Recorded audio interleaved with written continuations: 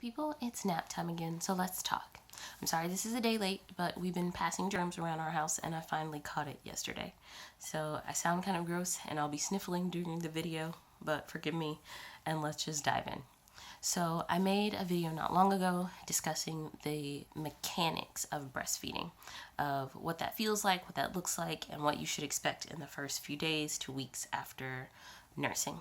But that's only kind of the tip of the iceberg. What you need to know is how that translates into real life, because breastfeeding is not as beautiful as it looks on some of those nursing pictures and photographs and stuff. Even though it's beautiful, but it's not beautiful. Nursing can be really messy, and especially if you're like a particularly clean person, you may struggle with this.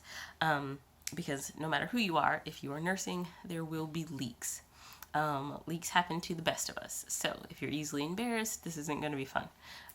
More than likely, you will leak in public at some point in time. It's going to happen. So maybe if I prepare you now, you can just kind of have a stiff upper lip and go on about your day. I am not easily embarrassed, so I'm just like, yeah, okay. And to me, it just adds a stain like any other thing my toddler put on me that day. So here are some tips and tricks and things you need to know about nursing in real life. Like I said, there will be leaks. When your milk lets down, unfortunately, new moms, it does not let down just on the side your baby is nursing on. It lets down on both sides. Now, this is beneficial and fine when you're at home because you can be nursing your baby on one side and pumping on the other. So then it's not too bad. But if you're out and about, this cannot be fun. Or if you just put on a cute new dress, you're getting a milk stain just pooling. And they can get pretty big. It's kind of gross. So there are a few things out there on the market to help you with leaks. If I can find where I put it. Guys, I don't know what I'm doing today. Oh, come on. Maybe I'm sitting on it. Hold on. Sorry, I lost it for a second.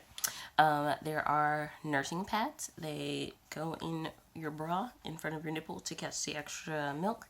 This is a reusable one. I think I got it in a package at Walmart of maybe 6, but there are also packages of disposable ones that come in maybe like 20 or 40. I'm not a huge fan of nursing pads simply because the kind that I have used look like giant pasties, and they show up pretty well through a nursing or soft structured bra, which is the kind of bra you'll be wearing most of the time if you're nursing. So I don't tend to care for them just because I don't like the fact that you can see them. If you know of a nursing pad that isn't glaringly obvious, please let me know. I'd love to try it. I actually prefer the disposable ones over the reusable ones simply because the disposable ones tend to hold more milk, and I lactate a lot. So these guys, they serve very little purpose. Oh, and also because these the milk will collect at the bottom, but it doesn't, it collects at the bottom. With the disposable ones, it absorbs like a diaper does.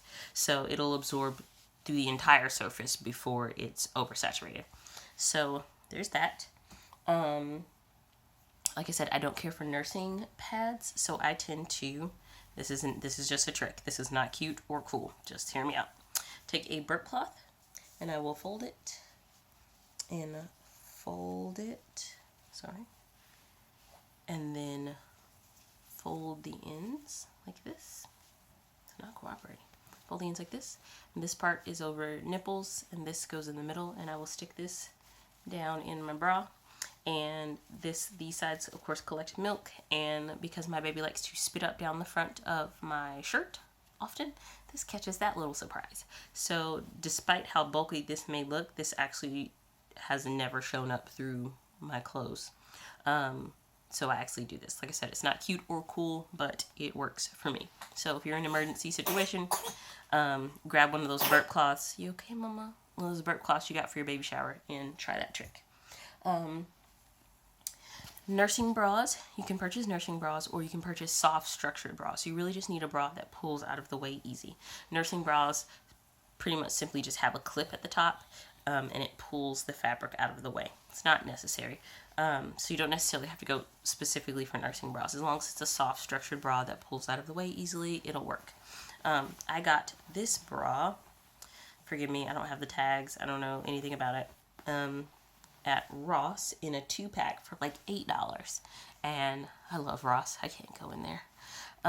It'll ruin my marriage. I spend too much money in Ross. I'll go in for curtains and come out with everything but curtains.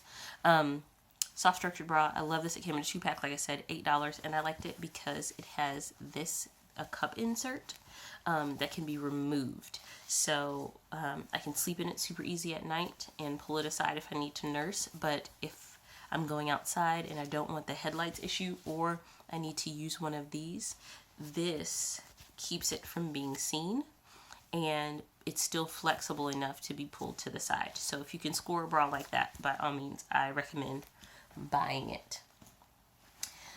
To help you with nursing in public, there are nursing covers. This video is not about whether you should or should not cover in public. This is if you choose to cover. There are nursing covers available to you. They come in a bajillion colors and patterns. Just goes over your head like this. Has a little plastic half ring in the front that kind of sits out so you can look down at your baby. You just stick your baby underneath and nurse. Now, I have mixed emotions about nursing covers. The first one I had was purple, and I felt like it was more obvious that I was nursing my child because I had this big purple cover over me. And it's like, she's nursing her kid over there, breastfeeding, there's a boob out. So, and also because my first child hated the nursing covers, and she would just be flailing underneath it, and I would just be like pulling it down. Anyway, it just became a whole thing with her. So it wasn't, I just prefer not to use the nursing cover with her. My second likes this one when the sun goes through it because she likes the pattern, she likes the colors. So that's cool, but my second gets hot really fast, and I hate watching the sweat start to pool on her face. So I will use the nursing cover, but mostly like at church or if we're out at a restaurant or something. But if we are outside, I tend to use these little cotton or muslin blankets. It's really soft. You can see through it basically. So it's really, really lightweight, and they don't get hot as fast. And I just wrap this around my bra strap on either side, and you have a makeshift cover right there. Super easy. You also, if you dress very modestly, you may not have a lot of V-necked shirts or dresses in your wardrobe. You may want to invest in a few, but you need to understand that your wardrobe is going to kind of be centered around whether you can or cannot nurse in it. Unfortunately, with the winter coming, all of the sweaters are like up to here. So if you're going to nurse in that sweater, you probably are going to want to wear a tank top underneath, because you're going to need to pull your sweater up from the side to nurse. And that's fine if you have a shirt underneath it. You can just pull that shirt down to the side and nurse, and all of your back and your side and everything is covered. With V-neck shirts, a tank top can go under that really easy, as long as it's easy to be pull to the side. I have a shirt that's kind of like a wrap shirt, like this. Wrap dresses are really good for this. Covers up that little tummy area. Breast milk stain. Gotta love it. And that can be pulled aside really easy. And I wear that one just kind of as is. This I got from a thrift store. Super easy to nurse in. And I just throw a tank top on under here. So you're going to be dressing to express. What else? I think that was all I was going to say about clothing. Nursing pads, clothing. What you need to know also about breastfeeding is that it is time consuming. You do have a little person attached to you, and they're not going anywhere. You're going to be sitting there with them, you're going to be chilling with them for as long as they deem necessary. So if they're cluster feeding, you could be there a while. So just know when you decide to nurse over using formula or anything else, it is going to be time consuming. You're not going to be moving around a lot. My first liked to make eye contact with me while she nursed, which was fine. It was sweet. But my second is just like, can I help you? I'm eating over here. So with her, I can multitask. I can do things on my phone. I can upload YouTube videos, because she doesn't care for me to watch her while she eats, unless I'm making weird faces and I make her laugh. If I'm not doing that, then she's just like, you can look away, and she'll look at everything but me. So it is time consuming.